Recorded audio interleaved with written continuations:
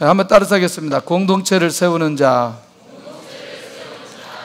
좀 빨리 진행하도록 하겠습니다. 좀 잘 따라오시면 좋겠습니다.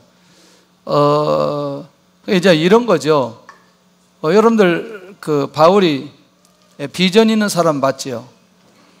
하나님 앞에 붙들린 사람 맞지요? 그리고 하나님의 비전을 이룬 사람 맞지요? 그런데요, 여러분들이 사도 바울이 가지고 있는 성향이 절대로 교회를 벗어나지 않는다는 거예요. 그리고 그의 중심은 항상 교회를 세우고자 하는 마음이 그 안에 매우 많이 있다는 겁니다. 우리가 교회가 이런 눈을 뜨지 못할 때는 사실은 그동안 선교단체를 통해서 이런 눈을 뜨게 만들었습니다. 그런데 교회가 이런 눈을 제대로 뜨면 하나님께서 교회를 통해서 일하신다는 사실을 기억하고 우리가 영적인 눈이 열려야 하나님께서 우리에게 바울처럼 공동체를 세우는 그런 리더십을 우리에게 허락해 준다는 겁니다. 좀 빨리 정리를 한다면 공동체를 세울 때 말씀으로 세울 수 있습니다. 하나님의 말씀이 우리를 세워갑니다. 하나님의 말씀이 우리를 세워갑니다. 하나님의 말씀이 나를 세워갑니다. 하나님의 말씀이 우리의 가정을 세워갑니다. 할렐루야. 이건 굉장히 중요한 거죠. 두 번째는 기도로 공동체를 세우는 거죠. 아주 매우 절대적이죠. 그러니까 결국 우리가 행동으로 나타나는 섬김이나 충성이 뒤에 나오겠지만 그보다 더 우선되어야 될 게 끊임없이 기도로 교회를 놓고 영혼들을 놓고 기도할 때 반드시 거기에는 열매가 따라오게 되어져 있어요. 변화라는 열매, 성장이라는 열매, 부흥이라는 열매.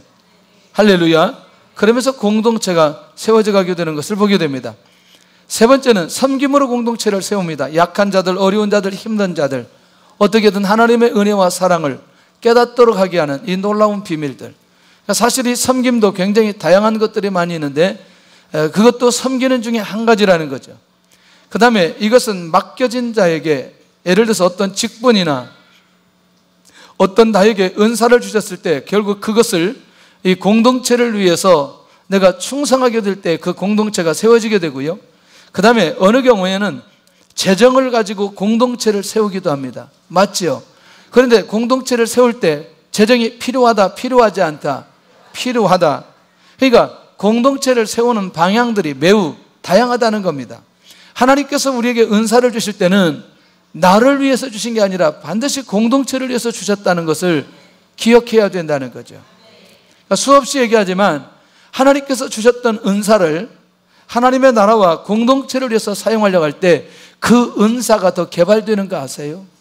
더 근사에 하나님께서 더 하시는 거 아세요? 그런데 그것을 사용하지 않고 자기만 가지고 있을 때 그 은사는 제한된다는 사실을 알아야 된다는 거죠. 할렐루야. 예를 들어서 내가 악기를 다루는 은사가 있다. 그럼 마음껏 봉사할 때 여기 기름 부으심이 있죠. 할렐루야. 그리고 그때마다 하나님의 은혜가 흘러가게 되는 거죠. 모든 분야가 마찬가지라는 거죠. 그 다음에 일곱 번째 마지막은 믿음으로 공동체를 세울 수 있어요. 모든 것들을 믿음으로 바라볼 수 있는 눈이 우리 안에 있어야 될 필요가 있다는 것이죠. 믿음이 전제되지 않으면 결국에는 율법만 남게 되는데 율법만 남게 되어지면 절대로 공동체 세워지기가 어렵다는 것이죠. 왜냐하면 결국 우리가 율법에 의해서 우리가 변화됐나요? 복음에 의해서 변화됐나요? 복음의 가치와 능력을 믿는 사람은 결국 사람이 변화되는 믿음이 그 안에 있어요. 왜? 누가 변화시키기 때문에? 하나님이, 주님이 변화시키기 때문에. 그래서 믿음으로 공동체를 세운다는 건 굉장히 중요한 의미가 있다는 거죠. 그런데 이 모든 것들을 가지고 있는 사람이 누구였느냐?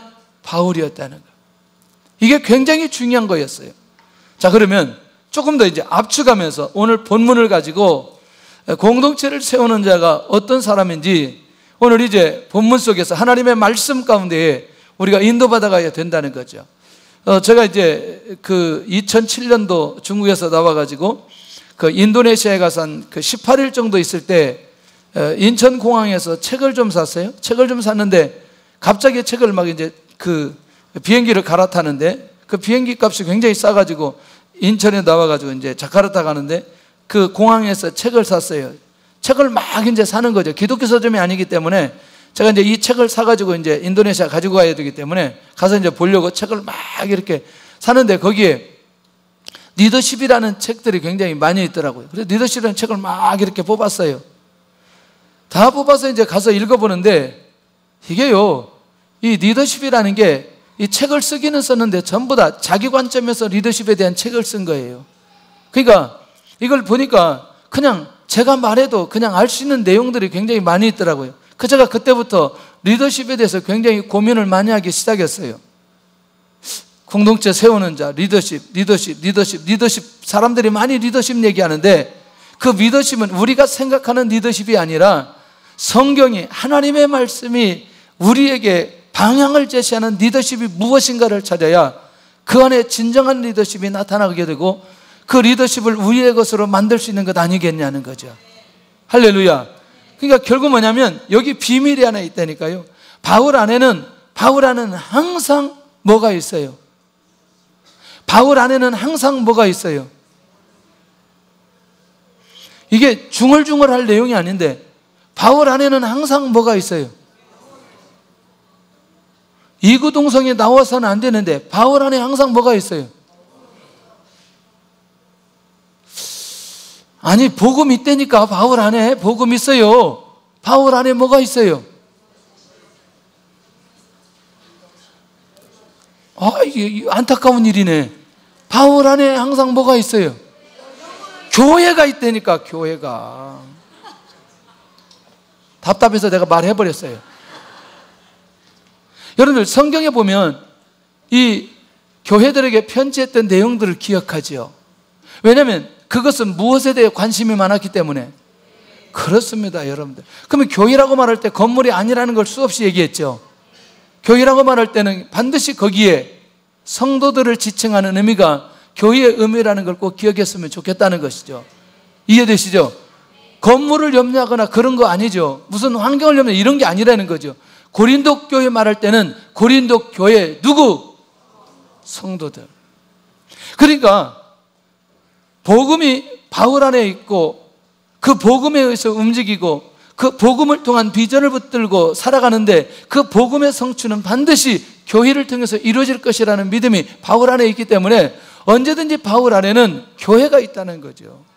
이거 잊어서는 안 된다는 거죠, 이거.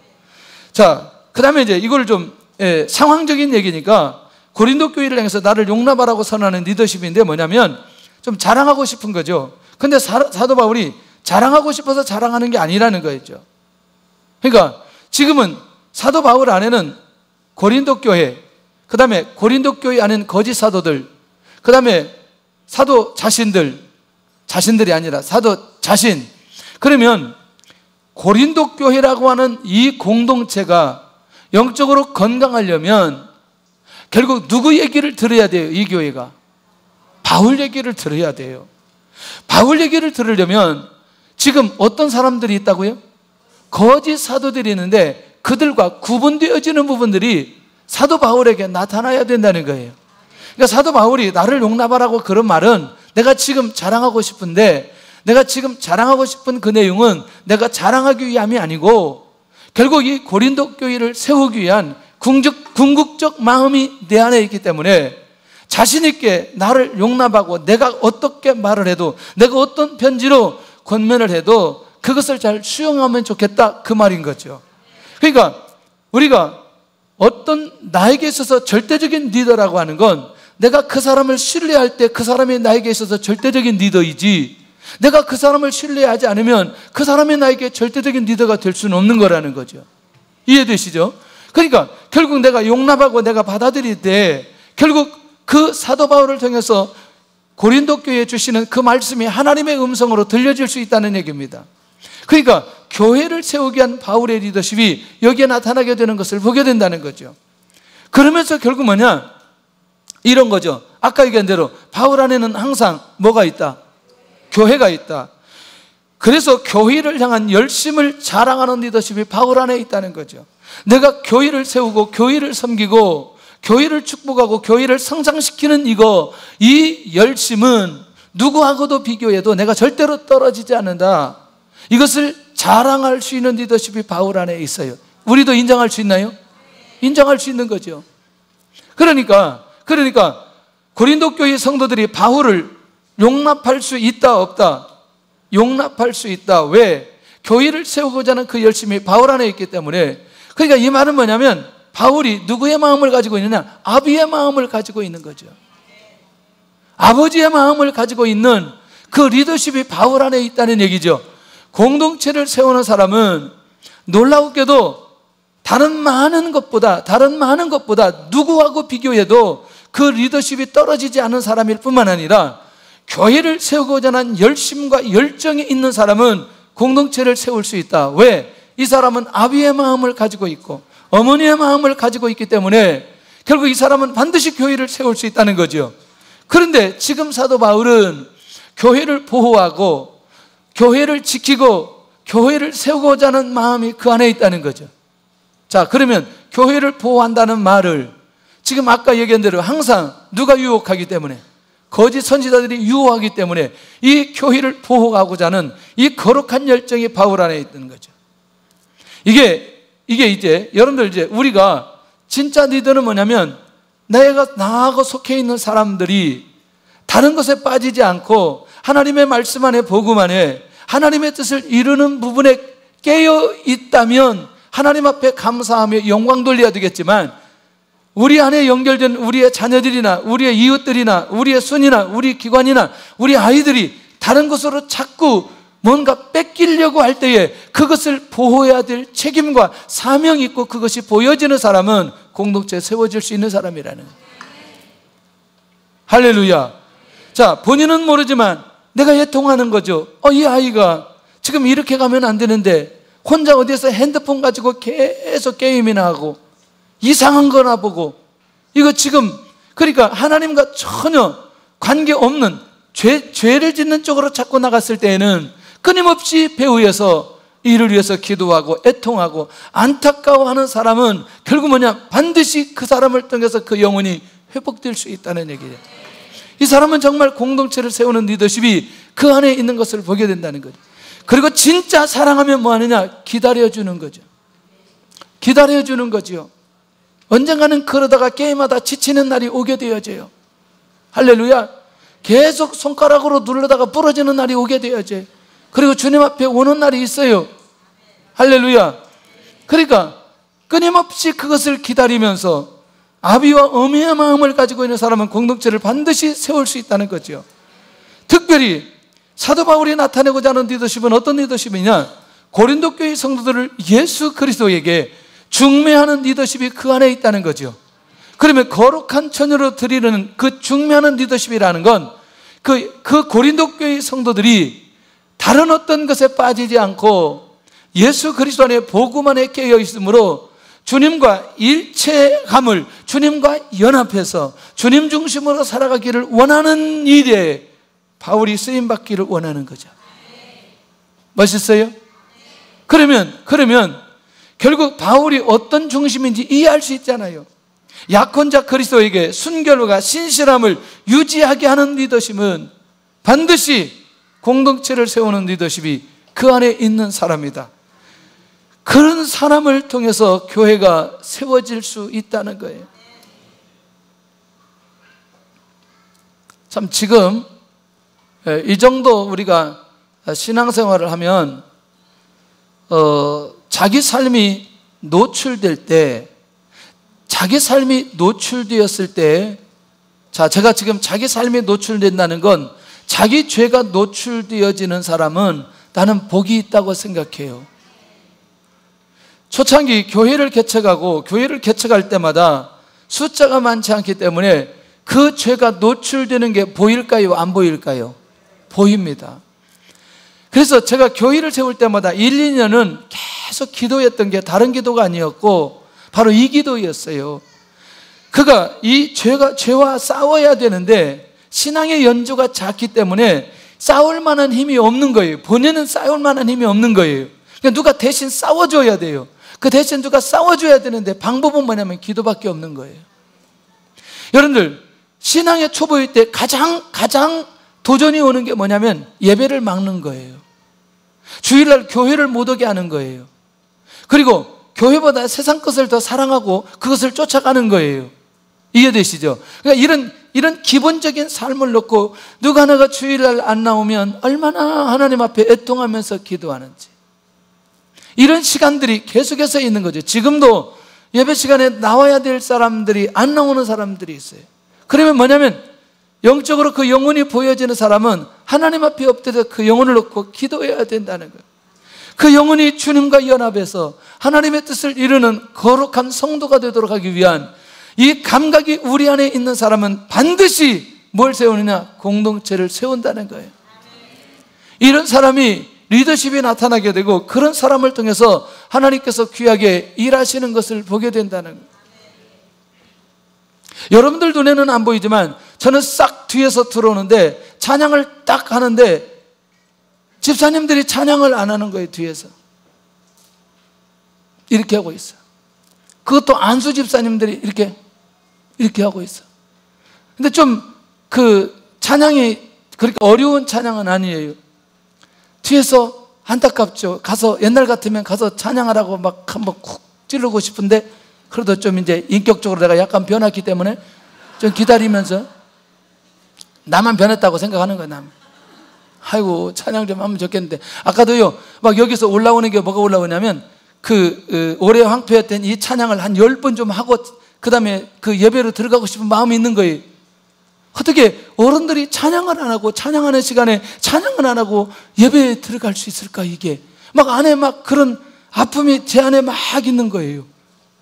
속으로 나다 하는 사람이 나 맞아요 지금. 그러니까 여러분들 기도해야 되는데 기도하지 않고 핸드폰만 가지고 뒤에서 막 있는 사람들, 앞에서 안 보일 것 같지만 다 보이는 거 아세요? 얼마나 안타까운지 모르겠어요. 교회 안에, 다행히 교회 안에 있기 때문에 어떤 영적인 싸움에 예배의 자리에 승리한 건 사실이지만 교회 안에 와가지고 사단에게 빼앗기지 않아야 된다는 거예요. 시간들은. 할렐루야. 찬양할 때는 목숨 걸고 찬양해야지. 그런 사람들은 선교지에 보내야 돼요. 저 공산권으로 보내야 돼요. 그냥 거기서 한 1년만 살아보세요. 예배에 목말라가지고 막 제발 좀 예배 좀 드렸으면 좋겠다고 막 그럴 거예요. 얼마나 이 예배가 기쁘고 소중하고 감사한 일인지. 그러니까 결국 오늘 공동체를 세우는 리더십은 누가 그리스도에게 얼마만큼 중매되어져서 그 순결함과 신실함을 유지하고 있느냐 안 되느냐, 이거 볼 수 있는 눈이 있어야 된다는 거예요. 이 감각들이 우리 안에 있기를 바랍니다. 그러다가 참 우리 성가대 보니까 막 소리가 열리고, 또 유초등부 예배팀 보니까 막 소리가 열리고 막 너무나 행복한 거예요. 이 꼬마둥이들이 이렇게 막 어렸을 때부터 열렸으니 얼마나 감사한가. 옛날에 보니까 그냥 입술에다 거의 주자만 먹듯 하듯 막 바르고 나온 애들이 요즘에 약간씩 좀 변하는 걸 보니까 너무나 또 감사하고, 기다리니까 또 사람 되어가고 너무나 감사한 거예요. 기다리니까 얘들이 인물 되기 시작하잖아요. 근데 제가 내려놓았어요. 뭘 내려놓냐? 있는 대로 바르고 한번 와봐라. 돈이 없어 나중에 화장품을 못 살 정도로 한번 바르고 와봐라. 이게 한번 계기가 있었어요. 중국에 처음에 가가지고 학생들 사역을 하는데, 어른들은 우리 있는 식구들밖에 없고 나머지는 전부 다 학생들이에요. 강대상에 올라갔는데, 그때 노래방에서 이제 예배를 드릴 때 강대상 올라갔는데 내가 설교를 못 하겠어요. 왜 설교냐면 머리가 전부 다 총천연색 칼라예요. 이 색, 저 색, 무슨 색 다 해가지고 얘들이 예배 드리는 거예요. 그때 왜 유독 그랬어요? 머리 탈색한 애들부터 시작해서 이게 뭐 빨간물, 노란물. 제가요, 한국에서 그때 40세에 갔으니까 나름대로 굉장히 보수적 생각을 가지고 갔기 때문에 내가 이것을 보고 설교한다는 게 너무너무 쉽지 않아요. 할렐루야. 내가 조금 한 1, 2년 있다가 우리 집사님 중에 미장원 했던 분한테 나 머리 좀 들여달라고 그랬어요. 약간 갈색 머리, 갈색 색깔로 그 염색을 해달라고 그랬어요. 근데 그걸 알아보더라고요. 학생들이 제가 갈색으로 염색한 걸 알아보더라고요. 그리고 났더니 애들 예배 시간에 머리를 싹 봤더니 검은 걸로 다 바뀌어져 있더라고요. 여러분들, 결국 영혼에 대한 감각들이 우리 안에 있고 그 영혼이 언제든지 주님과 관계하고 회복되어지는 이 부분에 대한 깨어있음이 우리 안에 있는 사람들, 이런 감각들이 내 안에 있는 사람들 반드시 공동체에 세울 거라는 거죠. 여러분들 이 고린도전서 6장 9절에서 10절까지를 반드시 읽어봐야 됩니다. 하나님의 나라를 유업으로 받는 사람과 받지 못하는 사람이 누구인지에 대해서 이걸 지금 볼 수는 없습니다. 일단 여러분들 고린도 6장 9절에서 10절까지 있는 내용을 봐요. 자, 그러면 봐야죠. 고린도전서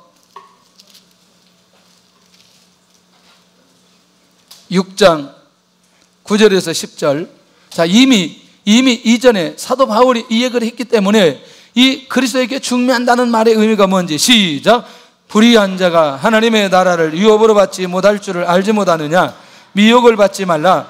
음행하는 자나 우상 숭배하는 자나 간음하는 자나 탐색하는 자나 남색하는 자나 도적이나 탐욕을 부리는 자나 술 취하는 자나 모욕하는 자나 속여 빼앗는 자들은 하나님의 나라를 유업으로 받지 못하리라. 그러니까 바울 사도는 무슨 감각이 있어요? 하나님의 나라를 유업으로 받을 사람과 받지 못할 사람을 분명하게 구분하고 있다는 거죠. 그러니 고린도 교회에 있는 모든 성도들이 그리스도에게 중매하는 역할을 자기는 하고 싶은 거예요. 그러니 바울 사도 안에 그 어떤 리더십이 그 안에 나타났냐는 거죠. 자, 다시 이제 저를 보셔야 돼요. 두 번째, 공동체를 세우는 자. 두 번째는 그 공동체를 세우는 자의 두려움. 이 두려움이라는 게 약간 부정적인 용어 같잖아요. 근데 그렇지 않아요. 내용을 가서 보면 사도 바울이 진짜 두려워서 두렵다는 그런 의미가 아니라는 거죠. 뭐냐? 영혼들이 그리스도를 향한 마음에서 떠나 부패할까 되는 두려움, 이 말이죠. 그러니까 그것은 진짜 두려워서 두려운 건 아니잖아요. 이 말 이해되나요? 그러니까 결국 뭐냐면 거짓 사도들에 대해서 미혹당함으로 인해서 그리스도를 떠나면 안 된다는 생각을 가지고 있다는 얘기죠. 이해되시죠? 그러니까 두려움에 대한 의미를 좀 잘 이해했으면 좋겠습니다. 그러니까 바울 사도는 고린도 교회 모든 성도들이 모든 영혼들이 그리스도를 향한 마음에서 떠나면 된다, 안 된다? 안 된다는 거죠. 그게 조마조마한 거예요. 그건 뭐 때문이야? 영혼을 사랑하는 것 때문에, 그 고린도 교회라는 그 공동체를 사랑하기 때문에 전파하지 아니한 다른 복음을 전하는 두려움. 다시 말하면 이때 거짓 선지자들은 부활하신 예수 그리스도를 선포하지 않는 거예요. 육체대로 이해한 예수님을 전한 거짓 사도들 때문에 여러분들 예수님이 부활하셨다는 사실을 믿지 않으면 예수님이 누가 아니에요? 메시아가 아닌 거예요. 예수님이 그리스도가 아닌 거예요. 그러니까 다른 사람이 다른 복음을 전파했는데 그것을 받아버리면 어떻게 되느냐라고 하는 이 두려움인 거예요. 여러분들 진리 외에 다른 것을 쫓아가는 이것이 있어서는 안 된다는 거예요. 할렐루야. 복음 외에 돈이라는 게 우리에게 필요한 건 사실이지만 그건 진리는 아니에요. 우리가 쫓아가야 될 건 아니에요. 돈이 우리를 따라와야 되는 거지. 만약에 그렇게 가는 두려움이라는 게 두려움에서 두려움은 아니라는 거죠. 그렇게 하지 않아야 된다는 소망한 마음이 그 안에 있는 거지. 맞아요? 결국 부활의 역사를 전하자는 이 거짓 사도들의 모습을 보고, 그 다음에 세 번째는 받지 아니한 다른 영을 받는 것에 대한 두려움이라는 것. 다른 영? 하나님께서 허락하지 않은, 여러분들이 이제 성경에는 주의 영, 이걸 자유의 영, 의의, 희락의 영, 이제 이런 영이 우리 주님을 통해서 주셨던 영이다. 사도 바울이 고린도후서 3장 17절, 갈라디아서 2장 4절, 로마서 14장 17절 이런 것들에 대해서 명확하게 정리를 했어요. 이것은 뭐냐면 누구의 영이에요? 어떤 영이에요? 주님께서 허락하신 주의 영. 할렐루야. 조금 더 깊이 있게 들어가 보면 결국 바울이 생각하는 받지 아니한 다른 영은 인간의 지혜와 지식의 영, 두려움의 영, 이것들이 누가 받을까봐 영혼들이, 고린도 교회의 성도들이 받는 것에 대한 두려움. 주님께서 주시는 영을, 그걸 받아야 되는데 다른 것을 쫓아가는 거예요. 다른 스피릿이 우리 안에 들어오면 안 된다는 거예요. 할렐루야. 모든 것은 누가 주시는, 주님께서 주시는 그것이 우리 안에 있어야 된다는 거예요. 매우 중요하다고 생각해요. 저는 순간순간마다 싸움합니다. 정말 많은 싸움을 해요. 새로운 것을 성도들에게 알려야 되나? 오늘 이 말씀을 통해서 하나님의 은혜 속에 들어가야 되나? 머리를 만족해야 되나? 가슴을 만족해야 되나? 삶이 보여지게 만들어야 되나? 하나님 앞에 헌신하고 순종하게 해야 되나? 아니면 내적인 희열을 갖게 만들어야 되나? 아니면 감동을 주어가지고 있는 대로 눈물 흘리게 해야 되나? 할렐루야. 놀렐루야. 아까도 제가 이건데 무슨 밴드에 기가 막힌 내용이 있어요. 그 내용도 얘기하려면 시간이 너무나 많아요. 한 청년이 외국에 가서 공부했는데 입사를 했는데 그 면접관이 지금까지 부모님 등 긁어드려 본 적 있냐? 그랬더니 저거 없다고. 혹시 내일 올 때는 그 좀 그렇게 하고 왔으면 좋겠다. 그러니까 이제 입사할 요량으로 집에 간데 어머니가 밖에 들어갔다 오는데 이게 등을 좀 밀어드린다 그랬더니 괜찮다고. 엄마가 괜찮다고. 그러니까 사실은 다른 게 아니고 내가 이번에 취직을 해야 되는데 그게 숙제라고. 그러니까 자기 생각에 그러면 뭐 어머니 발이라도 좀 씻기면 좋지 않겠냐.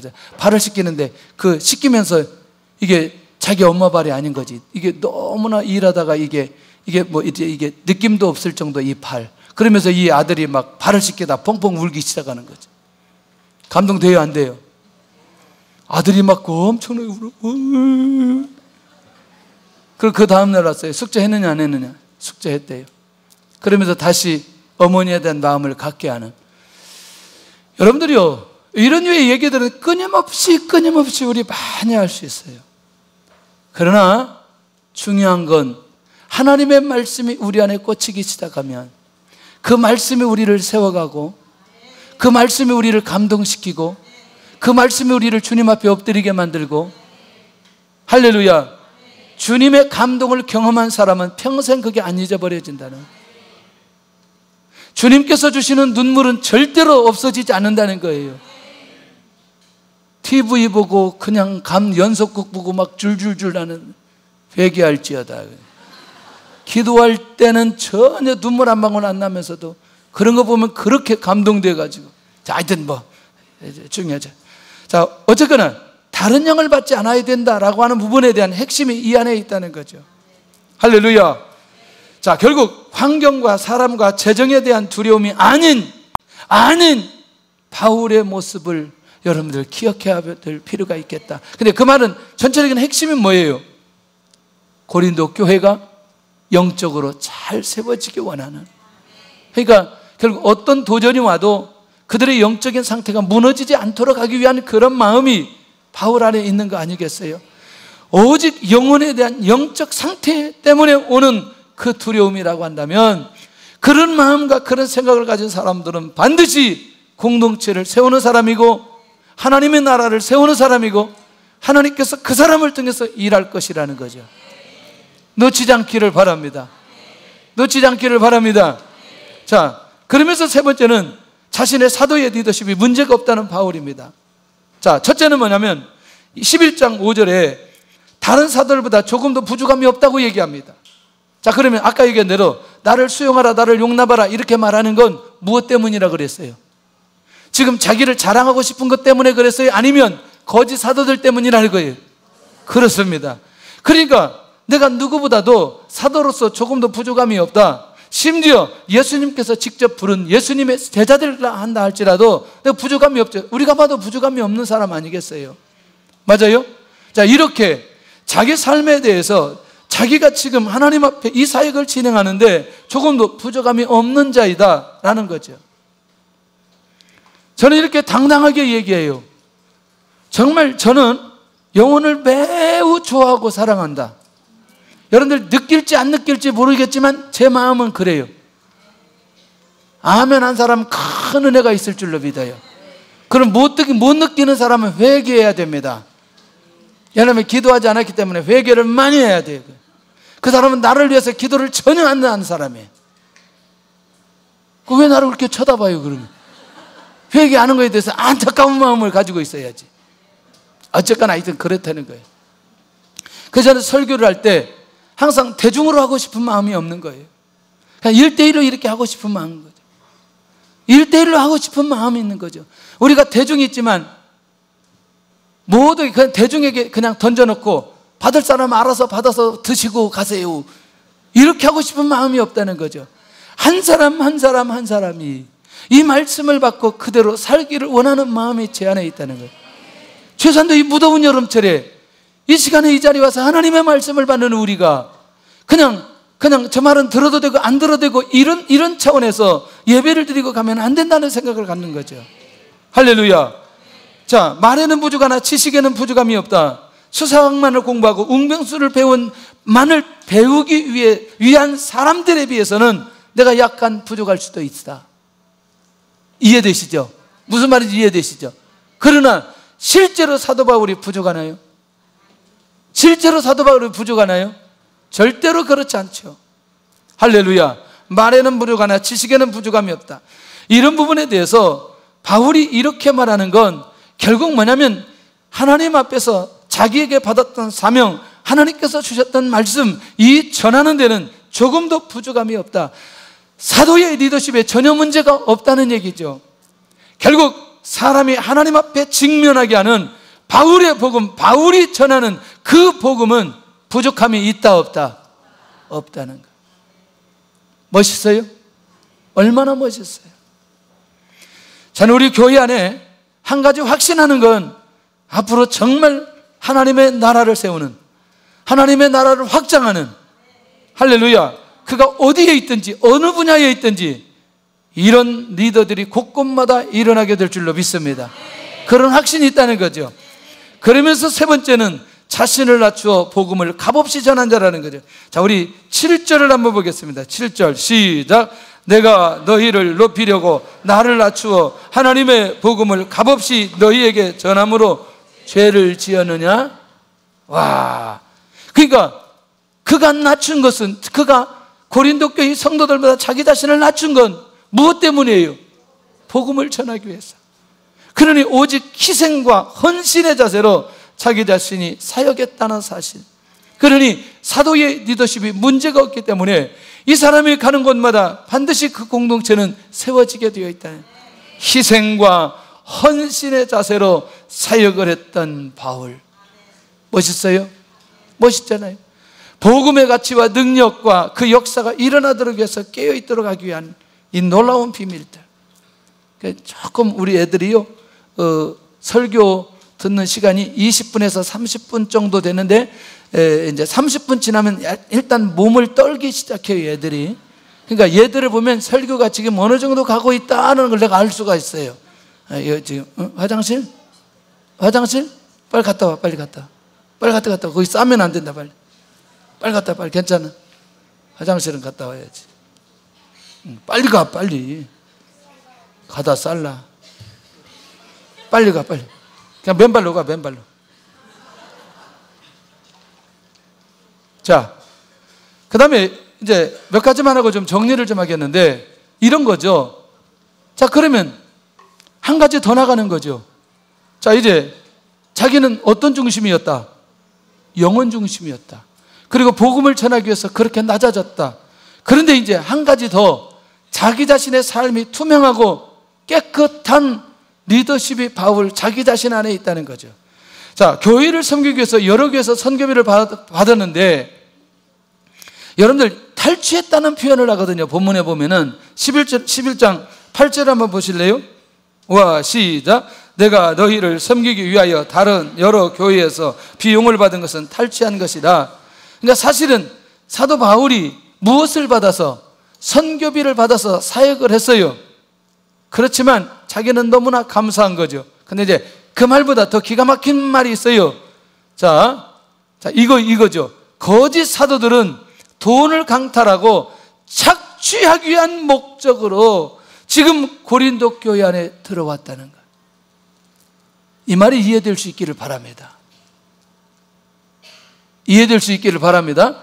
그러니까 최소한도 고린도 교회를 섬기는 사도 바울은 외부에서 선교비를 받았고 조금 있다 가보면 그것을 부족할 때 자기가 자비랑하면서 사역을 했다는 얘기를 하고 있거든요. 그러면 구분이 돼요, 안 돼요? 누구하고? 거짓 사도하고. 그러니 내 자신의 삶이 투명하고 깨끗하기 때문에 결국 이 고린도 교회를 세우는 일에 어렵다, 어렵지 않다? 어렵지 않다. 선교비가 부족하여도 성도들에게 누를 끼치지 않았다는 거죠. 오히려 자기가 천막을 만드는 일을 통해서 선교비를 보충을 하고, 그 다음에 그 남은 시간들이, 그것을 보충하기 위해서 일은 하지만 그것은 목적은 아니라는 거죠. 무엇을 위해서? 교회를 세우기 위해서. 그런데 누구에게 누를 끼치지 않기 위해서? 성도들에게. 그러면 바울 사도가 얼마나 투명하고 깨끗한지 우리에게 보여주고 있는 거 아니냐는 거예요. 할렐루야. 멋있어요. 저는 지금이라도 일을 하면서 사역하라고 하면 얼마든지 할 수 있어요. 내가 장사하면 확실하게 내가 할 수 있어요. 하나님 허락하지 않아서는 거죠. 내가 호떡 팔아서 장사하면 얼마든지 할 수 있어요. 호떡. 이번에 중국 갔더니 제가 원하는 호떡이 거기 있던데, 조금만 더 넣었으면 아주. 세 번째, 성도들이 부담이 되지 않도록 조심하였다. 그러니까 자신의 어려움 때문에 누가 근심할까 봐? 성도들이 근심할까. 자, 그러면 이제 정리를 해본다면, 자, 자기 자신의 선교적 삶은 누구에게 부담되지 않도록 고린도 교회 성도들만큼은 바울 사도의 삶이 부담되지 않는 선에서 자기가 사역했노라, 이렇게 말하고 있다는 거예요. 교회 세울 수 있어요, 없어요? 세울 수 있어요, 없어요? 있어요. 할렐루야. 저는 개인적으로도 이 돈에 대해서 이 목사는 투명해야 된다, 그런 생각을 가지고 있어요. 지금까지 그렇게 살아오고 있어요. 앞으로도 그렇게 살아가려고 해요. 할렐루야. 언제든지 제 통장을 보고 싶은 사람은 언제든지 오시길 바랍니다. 아니 2년치까지 다 까드릴 수 있어요. 아니 10년치까지 다 까드릴 수 있어요. 자, 교인들이 경제적인 짐을 지는 것을 원치 않았던 바울 사도의 모습을 발견할 수 있다는 거죠. 핵심이 뭐냐? 왜 마게도냐 교회들에게는 선교비를 받았는가? 왜요? 왜? 지금은 마게도냐 교회가 중요해요? 고린도 교회가 중요해요? 고린도 교회를 세우기 위해서요. 고린도 교회에 무엇을 주지 않기 위해서? 부담을 주지 않기 위해서. 그러니까 누구하고 비교돼 이제? 아까 얘기한 대로 누구하고? 그렇습니다. 자, 마지막입니다. 그러면 이제 드디어 영적인 눈이 있어야 된다는 거. 뭐냐? 공동체를 무너지게 하는 자들이 보여져야 된다는 겁니다. 사도 바울은 지금 이제 마지막 이 얘기를 하고 싶은 거죠. 거짓 사도들이 사도로 인정받는 것을 사도 바울이 끊기를 원하고 있다는 거예요. 끊어주기를 원하는 거예요. 교회가 무너지는 지름길을 알았던 바울인 거죠. 할렐루야. 할렐루야. 저는요, 제가 먼저 사람 관계를 끊기가 참 어려운 사람이에요. 여러분들 생각 같아서는 그렇지 않으리라고 생각하는데, 제가 신학을 하면서 제일 고민되었던 게, 고등학교 때 그렇게 불량 서클은 아니지만 우리 친한 친구들이 한 7명 있어요. 7명. 그 7명인데 그냥 신앙적으로 아주 좋은 친구들이 있었고, 그 다음에 이거는 그냥 우정으로 사귄 친구들이 있었고, 이거는 아주 운동할 때 이제 운동장에서 이게 사귄 친구들, 그냥 몇 부류가 되었어요. 그런데 그 중에서 이 가운데 부류 이 친구들이 굉장히 좋았어요. 왜냐하면 이들이 이제 교회 다니는 아이들도 있고 안 다니는 아이들도 있지만 굉장히 좋았어요. 야, 이거 우리 평생에 갈 것 같다, 그런 생각이 드는 거죠. 그런데 이상하게도 제가 신학을 하면서 그 친구들이 거의 다 끊어지고 신앙생활하는 친구들하고만 연결이 되더라고요. 저는 배우여서 기도했다고 생각해요. 지금은 만나면 그들에게 복음을 증거하고 또 신앙생활 하는 사람들도 있고 또 그 안에 또 교회에서 직분 맡은 사람들도 있고 그렇습니다. 여러분들, 제가 하나님의 일에 집중해야 되는데 다른 영향을 받아서 제가 그쪽으로 가면 안 되기 때문에 하나님께서 철저히 어떤 방법으로 끊어주셨다고 생각을 하는 거예요. 할렐루야. 여러분, 이건 굉장히 중요하다고 생각해요. 내가 알고 있는 영혼들, 우리 안에 있는 공동체, 아니면 어떤 사람들이 다른 사람에 의해서 영향받는 부분들이 있다면 그것을 끊어내려고 하는 의지가 우리 안에 있어야 된다는. 할렐루야. 아니, 여러분들, 죄송하지만 가정도 마찬가지잖아요. 가정도. 이 가정에 충실해야 되는데 자꾸 밖으로만 돌아. 우리는 밖으로 돌 시간이 없어. 매일 나와야 되고 매일 아침에 저녁에 나와야 되니까 바람 날 시간이 없어요. 바람을 교회 안에서 다 불어버리기 때문에. 그런데 교회 밖에 있는 사람들이 만약에 그랬을 때 그걸 끊어줘야 될 필요 있는 거 아니겠냐는 거죠. 아멘을 왜 안 하는지. 혹시 지금 여기 밖에서 이렇게 좋은 관계가 아닌, 그것을 흔히 말할 때 불륜이라고 말합니다. 그런 거를. 그런 관계가 있는 사람들은 좋은 말로 할 때 끊으시기를 바랍니다. 할렐루야. 주께서 간섭하시기 전에 미리 알아서 잘 정리하시면 영적으로 깨어 있을 수 있습니다. 처음에 아내 남편 만났을 때 기가 막힌 고백 다 해놓고 1년도 안 가서 그거 바꿔서 다른 고백하고 다른 사람 희끗희끗 쳐다보고, 할렐루야. 그런 사람들은 선글라스를 진하게 쓰고 다니면서 다른 사람들이 안 보이게 만들어줘야 돼. 자, 결국 뭐냐면 이게 단순한 원리 같지만 이것들을 끊으려고 하는 이런 의지적인 모습들이 우리 안에 있어야 된다는 거예요. 만약에 그렇게 되지 않을 때 가정이 무너지게 되고 교회가 무너지게 되고 그 사람이 영적으로 하나님 앞에 집중해야 되는데 끊어야 될 걸 끊지 못한다면 안 된다는 거죠. 할렐루야. 끊어버리게 하는 부분들. 자, 그 다음에 거짓 사도요, 속이는 사람들의 정체를 밝히게 된다는 거죠. 무슨 얘기냐? 저 사람들이 거짓 사도라는 사실이 드러나야 그들을 끊을 수 있기 때문에 결국 이 부분에 대해서 사도 바울이 무너지게 하는 사람들이 누구냐? 거짓 사도들인데 그들의 정체를 밝히는 거죠. 왜? 뭐 하지 않도록? 영향받지 않도록. 할렐루야. 할렐루야. 예. 그리고 그것을 분별하도록 하게 하는 거예요. 오늘 이런 눈이 우리 안에 열릴 수 있기를 바랍니다. 여러분들이요, 어떤 교리적인 가지고 말씀을 가지고 도전해 올 때 딱 보면 알아요. 이 전체를 가지고 어떻게 이 말씀을 풀어가는지. 공식이 하나 있어요. 잘못된 이단들은요, 말씀을 여기저기에서 뽑아옵니다. 뭐에 맡겨? 자기 입맛에 맡기 위해서. 그래서 그걸 논리적으로 풀어가는 거죠. 이것은 100% 아니라는 거죠. 하나님의 말씀을 우리가 볼 때에 그 말씀이 그 본문의 전체적으로 흐름 속에서 쭉 되어지는 과정 속에 얘기할 때에 이건 하나님의 말씀, 계시의 비밀이라고 명확하게 얘기할 수 있어요. 분별력이 있어야 돼요. 분별력이. 이것저것 끌어오고 이상한 거, 우리가 듣지 못한 얘기들이 계속해서 들려진다. 일단 생각해 봐야 돼요. 일단 생각해 봐야 돼요. 왜? 그렇게 되면 우리가 마치 몰랐던 것을, 새로운 것을 열려주는 것처럼 보이지만 그거는 본질이 아니라는 거죠. 그 가짜라는 거죠. 가짜. 이에 대한 분별력이 우리 안에 있어야 된다는. 그 철저히 제가 강해 설교하고 이 말씀에 의해서 여러분들에게 함께 나누는 건 바로 이 안에 비밀이 있기 때문에 그렇다는 거죠. 사실은 고린도전후서만 집중적으로 묵상해도 분별할 수 있다 없다? 분별할 수 있다.